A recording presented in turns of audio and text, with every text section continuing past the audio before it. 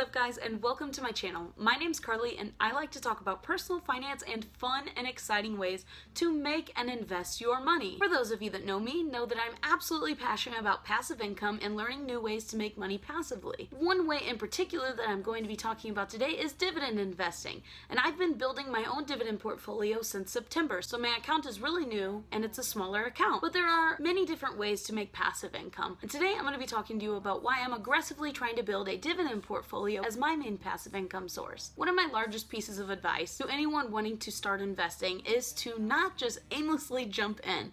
Always do your research. It's totally unnecessary to make the same mistakes as so many other investors if they've reached out on YouTube, talked about their mistakes, or wrote books, or whatever that may be, where they talk about their mistakes and accomplishments, because why just redo all of those mistakes? Why not learn from other people so you can just avoid those mistakes as well? And not only am I a financial nerd, but I am also a history nerd. And historically, what is economically worse than a recession? A recession is a decline in economic activity that leads to a negative GDP for a consecutive 2 quarters. A recession can be very devastating for the community and can hurt a lot of people. But by investing in the right ways that work for you, and historically, you can end up on top. Recessions typically last at minimum half a year, and many economists have the opinion that a recession is necessary for a healthy market and is just another part of the economic cycle. Some recessions can be very long, like the Great Depression, and some could be a little bit less severe. But recessions are nothing new. They can be dated all the way back to 1785, which at the time recessions were mainly due to a lack of strong currency.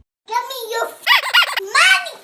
But let's reel back to some more recent recessions so you can see why I'm even talking about this in the first place. 1973 to 1975, the recession due to economic stagnation. We had what could be mildly called as a rather interesting yesterday.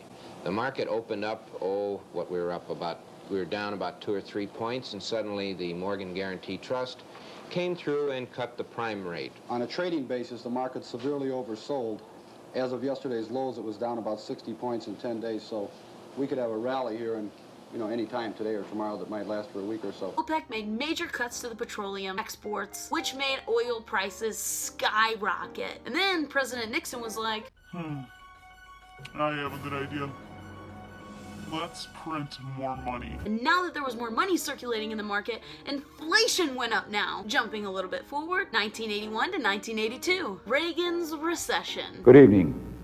I'm speaking to you tonight to give you a report on the state of our nation's economy, and regret to say that we're in the worst economic mess since the Great Depression. GDP at this time fell about 6.4%, and unemployment 11%. 1990 to 1991, there was a downturn in the housing market, which could have potentially been caused by the amount of baby boomers that bought houses in the 1980s, because the average age of a baby boomer in the 1980s was around 34 years old, so the housing market skyrocketed in the 1980s. In 1990 to 1991, there was a huge downturn in the housing market. There was the tax reform of 1986, and inflation was rising. Fast forward, the dot-com bubble of 2000. A global sell-off spilling onto Wall Street today. The Dow Jones Industrial Average now down 462 points. We are seeing sharp declines across the board. Concerns about China's growth outlook. The internet was originally created by the military, who had absolutely no idea that there was going to be a massive income of people super interested in this dot-com thing, aka the internet. By 1995, there was already 18 million users. Imagine, if you will, sitting down to your morning coffee, turning on your home computer to read the day's newspaper. Well, it's not as far-fetched as it may seem. In fact, both local San Francisco papers are investing a lot of money to try and get a service just like that started. Investors were going crazy over this, and they were speculating the market, meaning that they were investing in these things not because they thought it was an undervalued stock, but because they thought that it was going to skyrocket and that they were going to make a ton of money, aka a bubble. A bubble meaning a rise or boom in the shares of a particular industry that later crashes. And our most recent recession that a lot of you probably remember and could have been affected by was 2007 to 2008. The signs were everywhere, but now it's official. We are in a recession. The research group that makes that determination made it today and said the recession actually started a year ago. This was mainly thought to be caused by the housing bubble. 2007 to 2008, there was a huge economic downturn, mainly caused because of something called a subprime mortgage loan, which basically meant a ton of banks were just handing out these high interest loans to people with low credit. So a lot more people were investing in homes that couldn't actually afford it, which led to a housing bubble.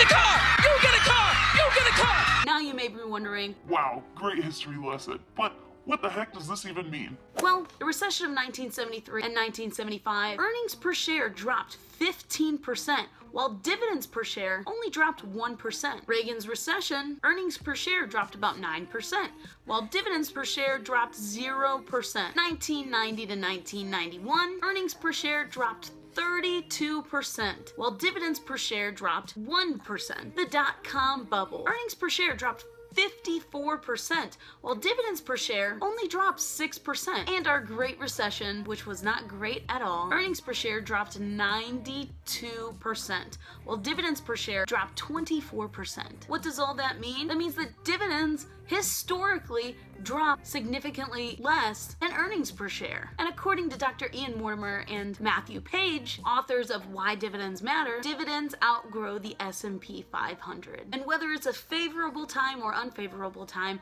dividends have historically outgrown the S&P 500. 1940 is a historically favorable time, but if you invested $100 in 1940 and reinvested all the dividends, by 2011 you would have $174,000. Now, if you invested the same $100 but did not reinvest the dividends, by 2011 you would have $12,000. So now you see the power of dividends and dividend reinvesting. And now you still may be wondering, well, what the heck is a dividend? A dividend is just a sum that a company will pay out to its shareholders out of its profit, either quarterly, annually, monthly, whatever they choose. Now, some of you may be in the comments right now, During a recession, a company can cut its dividends at any time. you're correct. Which is why I like to choose companies that historically have paid their dividends for a long amount of time. By choosing a company that historically pays dividends for a longer amount of time, this can lead you to make more safe investments. Disclaimer, I am not licensed in any way as a financial advisor or anything like that, so don't listen to a word that I'm saying. But seeing how dividends have acted historically made me come to the decision that I wanted to aggressively focus on building my dividend portfolio